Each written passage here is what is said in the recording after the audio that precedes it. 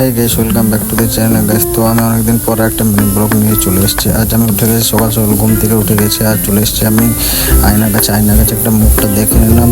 দেখে নেবার পর আমি রেডি হয়ে গেলাম।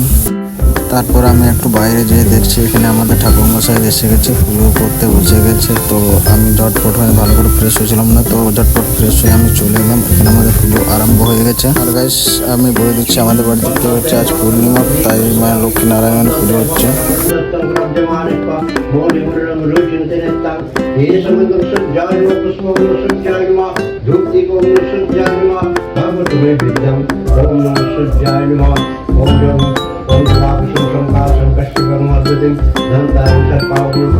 পূর্ণিমার দিনে কাঁধে কাঁধে বাড়িতে এমনি লক্ষ্মীনারায়ণ পূজা হয়। তো কমেন্ট করে একবার অবশ্যই জানাবে। আর তোমরা ভিডিওটা দেখছো কিন্তু ভিডিওটা লাইক করছো না, তো তোমরা সবাই যাও ভিডিওটা লাইক করো। তোমাদের একটা লাইকে আমাদের মোটিভেট করে আরও ভিডিও বানাবার জন্য।